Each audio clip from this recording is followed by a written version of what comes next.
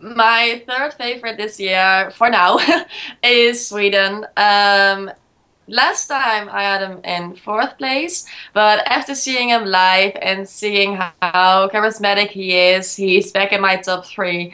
The song is also great without all the screens, and he looks so nice, and yeah, I absolutely love it.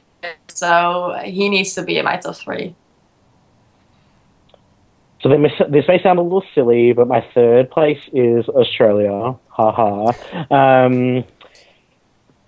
When the song was released, it didn't really do much for me. And then when he started doing his live performances, Guy Sebastian really nailed it.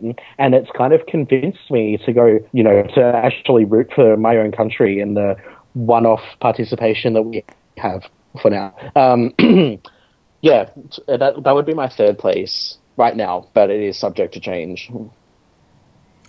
Day after day after day, Elnor keeps moving up my scoreboard. Azerbaijan is my third favorite to win Eurovision Song Contest. 60th anniversary.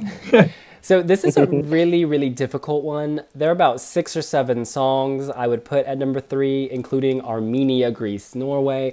But my third place, my 8 points, my 8 points, go to Albania. She's alive. I'm alive. I know there's been some issues with her live performances recently, but I think she's going to sort that out before Eurovision and peak at the right time. Because, y'all, there is nothing worse than climaxing too soon. It pisses everybody off. But I think she's going to get her timing right, and she's going to bring it in Vienna.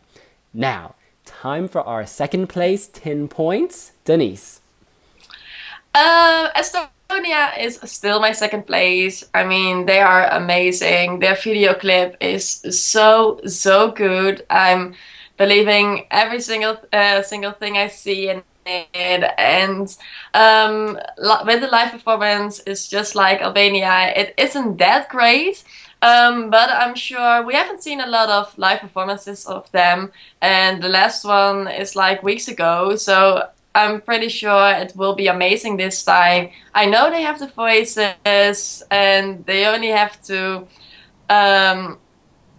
sort things out together. I want to see chemistry, and that is the part that is missing, but I'm sure it will work out. They are great, and the song is good, and yeah. I give my 10 points to Sweden. My ensemble of is incredible. The song is catchy. The staging is polished, but maybe slightly too polished. It's a little bit too shiny, and the reflection's hurting my eyes a little bit. But like, it's catchy and it's fun, and it's almost at the top, but not quite. There's like one that slightly edges above the rest, which we'll discuss later. I better let you go to find the prince you thought you found in me. Norway is my second favorite. Second favorite. In fact, I love them so. This is killing your darlings, but we have to do a ranking. Norway. My number 2 is going to a lady who is bringing some Burkina Faso realness. She is perhaps the most famous singer in Riga of African descent. Yes, she is Aminata Sabadogo. This song is so current that it's the future. It is so avant-garde. It makes Margaret Berger look pedestrian. Her voice, this is not the voice of the year. This is the voice of the decade. You cannot fault her. She is pitch perfect. When she sings, I think glass is gonna shatter. But you know what? I want that glass to shatter if she is singing. I really think that Aminata has put Latvia back in the game for the first time in forever. This will go to the final, and a lot of people are saying it'll put people off, but no, juries will eat this up because it is current, because her voice is perfect. I wouldn't be surprised if this manages to sneak into the top 5. I really wouldn't. And if it doesn't, I'm gonna call all y'all racist or make up some excuse because it deserves to be. William, tell our viewers about Supernova when we were there. You know what? In Latvia, it was like an earthquake. When she sang, everything was shaking. We were in this tiny studio with no water. We had to use the toilet, but there was no bathroom. But you know what? We pushed through. We pushed through and suffered because we were not going to step out of that room to miss Miss Aminata Sabadogo.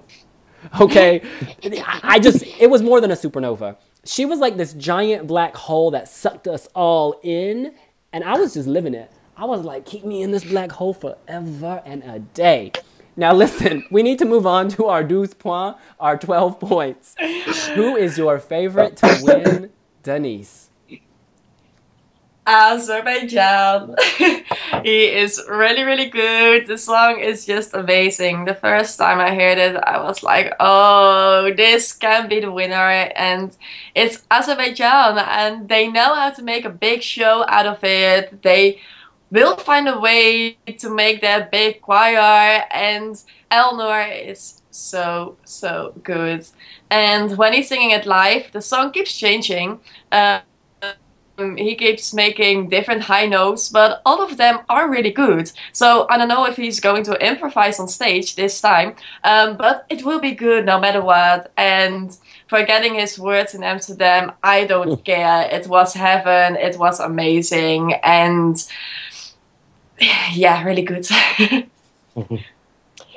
Whilst I agree, Azerbaijan is incredible this year, my number one is Norway. I love Moreland and Deborah Scarlett. I love A Monster Like Me. It's simple yet strong.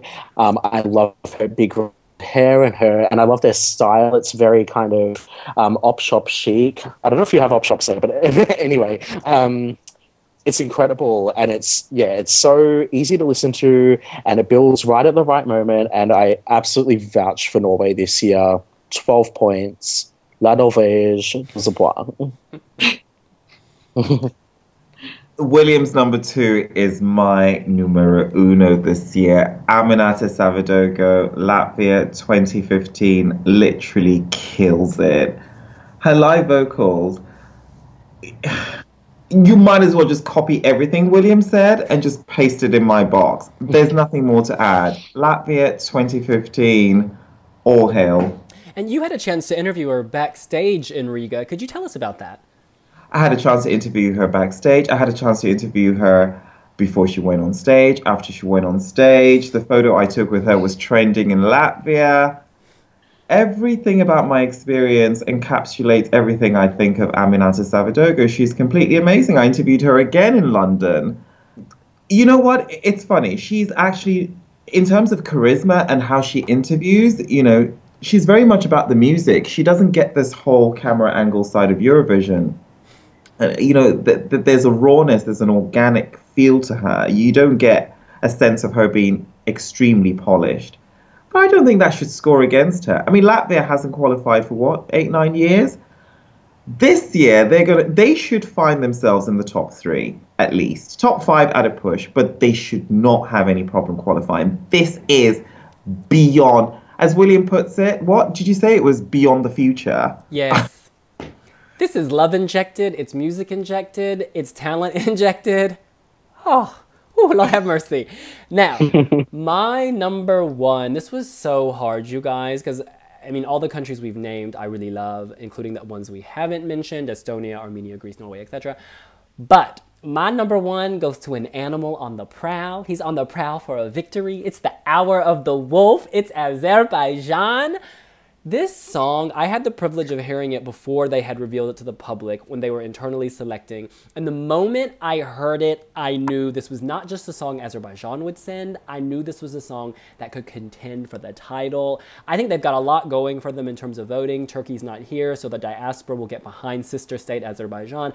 I think this song is radio friendly. I think the song has a soul. The fact it has that choir, I'm from Atlanta, and to me it sounds like an African-American soul choir in the background. The Baptist Church, girl. Preach, preach.